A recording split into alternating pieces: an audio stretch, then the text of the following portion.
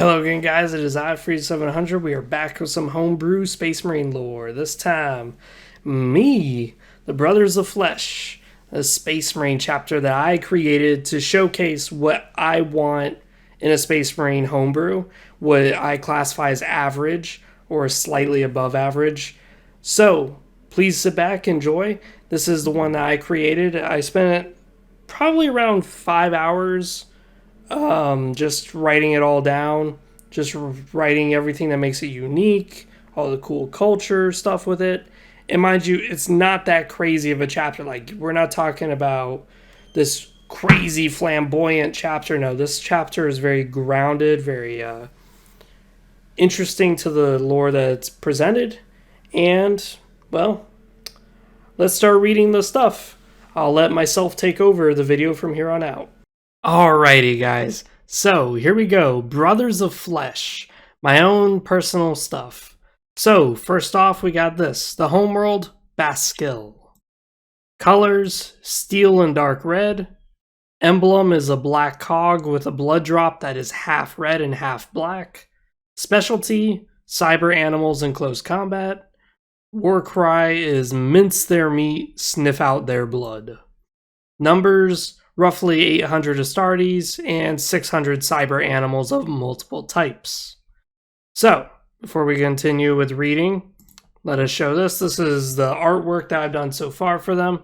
It's not really much, but that's pretty much the point. You got red arms, red hands, red shoulder pads. This is all steel color, pretty much no paint. Red backpack, red helmet. And then here's their emblem that you would see on their shoulder pad that I wasn't too asked to bother with. But, as you can see, split down the middle, half of it's black, half of it's red. Awesome, awesome. So, here we go. Let's read the lore, let's get into it, and then let's review this. The Brothers of Flesh Space Marine chapter is mostly hidden in Imperial records. Even their founding date is hidden. Many speculate that they were founded during the Dark Founding, the 13th founding, as most of the records of this chapter have been locked behind inquisitorial seals. Despite this issue, the chapter does appear to have some relations and ties to the allied forces of the Imperium. Some commanders of the Imperial Guard regiments hold them to a high standard, as having Hive cities fell to Brothers of Flesh, reducing Imperial losses. Other commanders hold them in disgust, like the Flesh Terrors, seeing no difference between the two chapters. Interesting. Their homeworld of Baskill is an arid world fit only for mining and manufacturing. It has a strong Mechanicus presence, having been the first ones to colonize the planet before the Imperial citizens arrived. So much of their culture is revolved around cybernetics, mechadendrites, and much more augmentation. Many people try to join the Mechanicus for a chance of elevation in society, but the Mechanicus' view on normal citizens is indifferent, viewing them only as tools to keep their factories running, and mostly servitors. This Mechanicus influence has affected the Blood Angel successors, as they often employ the use of cyber mastiffs and cyber falcons. The chapter first came to using these beasts around the time of their founding. Having been a fleet looking for a home in the Ultima Segmentum, they responded to a distress signal asking for aid as the world was being ravaged by a rebellion. The human rebels had been recent migrants to the planet and hated the way the Mechanicus treated most of its citizens, and so incited riots, telling the common citizens that life outside this planet was better. These false ideas of a better life and freeing themselves from the oppressive Mechanicus gave way to a fully organized forces of Imperial Guard versus the Mechanicus and their loyalist forces. The war waged on for 3 years before the Brothers of Flesh arrived. By the time of arrival, it was abundantly clear that the rebels were in fact loyal to the Imperium. They just hated the Mechanicus ruling over their hive cities, and blatantly taking people from the work lines just to turn them into servitors or donated parts for rich governors in need of replacement organs. This dilemma started to eat away the loyalist forces that were protecting the Mechanicus. Only the Arbites by the third year were still aiding the Mechanicus in their losing battle against the hordes of citizens bombing their factories and refusing to work. The governor and many of the aristocracy had simply refused to get involved, but they did make snide remarks about the Mechanicus, only so that way, after the war, the citizens wouldn't overthrow the governor and the aristocrats next. This presented itself as a political issue, as the citizens would need to be reprimanded and butchered in order to revert things back to the Mechanicus order. But at the same time, the citizens still preached loyalty, as during the war, a Tau force came to try and propagate the ideas of the greater good, only to be shot at and butchered by the citizens that they tried to preach to. This tied up the Inquisition's hands, as the agents monitoring the situation have noted that this particular branch of the Mechanicus has been unusually cruel to the citizens. Upon arriving to the planet and assessing the situation, the Brothers of Flesh thought the situation would be simply rogue forces that needed their blood spilt. But that wasn't the case. The Mechanicus, having lost much of their ground and being denied aid from other allies, sent a message to the Astartes in orbit. This message was a deal that no chapter could refuse. Total aid and supply from the Mechanicus branch here on Baskel, except for vehicular supply. Unknown to the Imperium and to the Mechanicus, the deciding reasoning for the Brothers of Flesh was simply the chance of causing slaughter. Spending many years in space had irritated the Angels, so finally arriving and seeing that the conflict, if supporting the Mechanicus, provided them with many weapons and armor, and a chance of spilling blood, then all the better. Fighting alongside the Arbites and Mechanicus forces showed the Brothers of Flesh the astounding effects of the Cyber Mastiffs. The Arbites and Mechanicus would deal with all the scum hiding in the tunnels and work lines by sniffing them out. During this pacification campaign to restore order, the handlers of the Cyber Mastiffs lended their dogs to the Astartes a couple of times, and found that the Astartes could handle the dogs better than the Arbites and the Mechanicus. The Berserker chips installed would normally be impossible to control the animals, but for the Blood Angel successors, they found these beasts as kindred spirits, as they engaged the enemy forces with enraged dogs and bloodthirsty Astartes. After quelling the rebellions and re-establishing a Mechanicus-dominated society, the Brothers of Flesh established a fortress monastery on Braskel. The chapter master and fabricator general formed an agreement that the offer also included building cyber mastiffs for his chapter, pre-trained and reinforced with extra plating to withstand open warfare. Now, the chapter uses cyber mastiffs excessively, with their assault squads instead utilizing grapple hawks, able to strip weapons away from enemies as they descend with chainswords engaged. In training, the chapter focuses its recruits on pack tactics, teaching them how to effectively command the cyber animals they are charged with. This has led to poorer vehicle operators and marksmen, but the chapter has a few predator tanks and a few heavy weapons, as their tactics typically involve melee combat.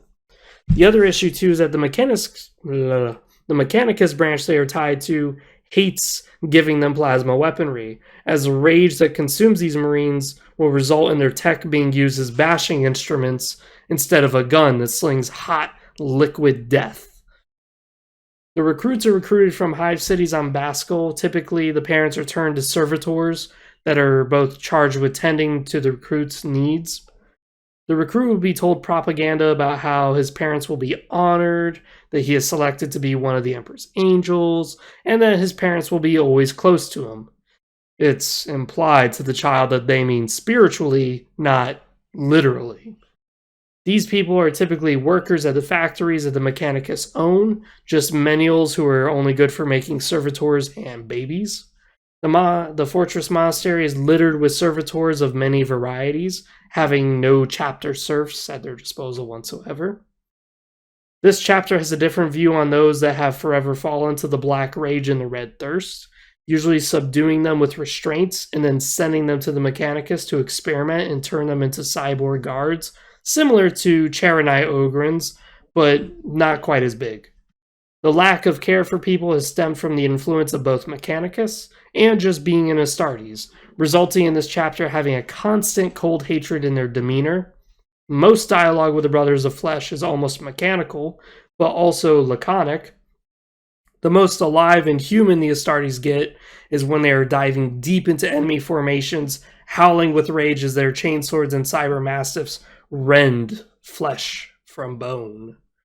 Many other chapters hate this chapter as their outright dismissal of casualties and tactical input from other chapters was viewed as disrespectful. Even the first founding chapters were not spared their apathy, as they waved away Blood Angel's advice and requests for aid, believing that their personal tactics were better calculated. Only a few chapters could tolerate this chapter. Any pragmatic individual would enjoy their presence on the battlefield. One such example is the Iron Hands, although both chapters are not on friendlier terms due to both chapters calculating the outcomes differently. The Brothers of Flesh calculate based on tactical and logical data, but also factor in the chances of spilling in enemy guts close, which the Iron Hands dismiss as garbage, sloppy calculations. But both of them seem to make accurate assessments. Part of the augmentation that goes into these Astartes is implants that connect the Astartes to their cyber animals.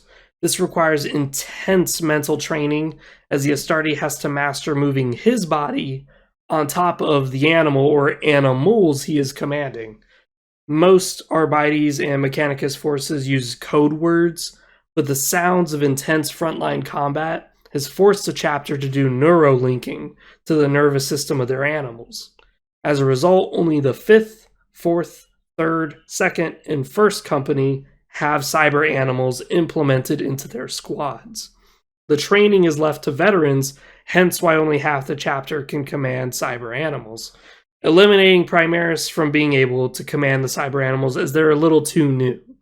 Typical tactical squads will be 9 Marines and 1 Sergeant, but will have 10 cyber animals. The animals will be either Mastiffs or Grapplehawks, depending on personal preferences, but the first company will have double the number of cyber animals, able to control 2 animals at a time, effectively making it 20 cyber animals in 1 tactical squad. Some of the Mastiffs in the tactical squad will be equipped with mounted guns and shoulder armaments if the Marine wishes for more firepower, or it could be outfitted with extra plating and razor blade jaws for more melee capability. The reasons for why there are double animals in the first company is that they possess masterful usage over many campaigns of animal commanding. Some chapter masters that have existed were exemplary, being able to command over 4 cyber mastiffs at once. The Sanguinary Guard is coined a different name in this chapter, known as the Sanguis Falco, the Blood Falcon, and each is equipped with Grapplehawks, able to strip opponent weapons away or tear off limbs as the Sanguis Falco descend with their power swords ready to liberate enemy forces of their loosened bowels. Their armor scheme is much the same, with only the arms, head, and back covered in dark red, while the rest of their body is golden, as they still respect the Primarch for his power and achievements, but do not respect his current sons, viewing most of them as incompetent. So that is it for my homebrew chapter, the Brothers of Flesh, on the homeworld of Baskel. I hope you guys enjoyed. Now let's review it. So, right off the bat, I kind of fucked up a few times. I kept saying Braskel instead of Baskel. There's a bit of an issue here. Like, I didn't put enough artwork. I didn't put enough time into that. I literally got just one image of this chapter, and that's this. I didn't show this emblem being put on his shoulder. I didn't show a Sanguinary Guard, a Sanguis Falco. I didn't show that. That's lazy on my part, because I should have put more into this. Something else too is that I didn't explain what their emblem meant, but it is implied through most of the lore here that I've written that's due to their deep connection to the Mechanicus. Now, again, I should have wrote that. I should have put that in there. Like, does their emblem mean something? Does their emblem hold a significant value? So that's obviously a bad thing. Specialty cyber animals in close combat it's well supported. Everything here screams that they like to get close to the enemies and butcher them. The war cry, mince their meat, sniff out their blood. It doesn't make too much sense. The reason why is because it's not laconic and it's not mechanical. It's kind of more emotional. So, nitpicking, I know. Numbers 800 Astartes and 600 cyber animals of multiple types. That is quite a lot. That is, whew. But at the same time, the cyber animals, as explained, each Astarte would have one. So it all ties together. And this is what I've been looking for a lot when it comes to reviewing homebrew lore, is that whatever you say, I'm hoping that you're going to tie it to everything else. It's like, wow, these guys are blood angels? Yes, because then I talk about the red thirst, I talk about the black rage, I talk about how they deal with that, because that is a very big thing with blood angels. Like, I talk about it down here about how they don't view people with the same sense of value as you and I, and that stems from their Mechanicus, and it stems from just them being superhuman. That's just the way they are. So I like on how I tied that all together. That's good. That's what I'm looking for. I talk about their culture a little bit, talk about how they don't really care for people. Like, this is why they don't mind sending their own brothers who fall into the rage and stuff. They just send them to the Mechanicus for experimentation and augmentation. I would love if they explained it, if I explained it a little bit more about what kind of augmentation would they be doing to those individuals affected with it. How would they be later used if they are augmented to be kind of like Ogrins, Charonite Ogrins. I would love to see an image of that, where you see a Mechanicus who's got like a bunch of these giant monstrous dudes with a lot of weapons on them, a lot of mechadendrites, and they just charge with brutal rage, and they're neurolinked to Fabricator General who uses them as bodyguards. Like, that would be amazing to see. But I didn't really cover that. I would also love to know if this Mechanicus branch goes by a name. What makes this Mechanicus branch so powerful that they are able to kind of deal with things of their own for 3 years, holding out. That's pretty interesting. So there's a lot of here that needs to be expanded. I would also love to know individuals, short stories, because so far all we know is that the Brothers of Flesh have fought a rebellion. We don't know anything else. And the 13th founding was like 35, 36 millennia. We're on the 41st millennia, so what have these guys been doing? They've been just doing custodieship, sitting on their ass? We don't know. So although it's a nice big story and very well structured, it's lacking. It's missing more. It's missing a lot more. It needs more about how they deal with aliens, how they deal with other Space Marine chapters. Because although I did state later on that Space Marine chapters do view them as disrespectful and very unusual, I didn't quite put it in there either how like other Blood Angels chapters view them. Because sure, they may disregard the Blood Angels, but what about everyone else? What about the Flesh Terrors? What about everyone else? Especially the Flesh Terrors, because I did mention that commanders view them both as the same. So what does that mean? Does that mean that this chapter engages in killing its own allies over and over again? Where was that stated? It wasn't stated anywhere in here. So I would love to see more of that. I would love to see more about this Berserker chips. Why is it that they're able to work with the animals so well when the Berserker chips are activated? Because once those are activated, that animal is going to be really tough to cool down. I would also love to see chapter relics, chapter significance, like where in the Ultimo Segmentum are they located specifically? Somewhere close to Tau area, probably, based on what is written here. I would love to see more about this. That's kind of the issue here. But despite that, it's really well put together. I put like 5 hours into this. This is kind of what I was looking for. It's got a huge lack of extra content, which is the big downside. Like, we don't know the chapter organization. We don't know if it's Codex compliant. We don't know what they call their companies. So there's a lot lacking here for us to make a tabletop of this yet.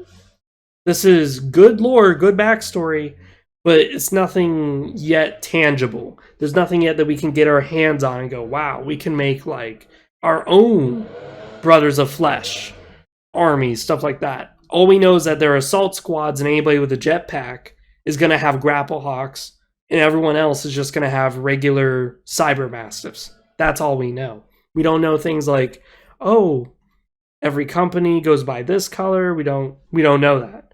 So this is, of course, missing a lot of stuff, and that's okay because you guys were probably captivated by the story as much as I was enjoying reading it.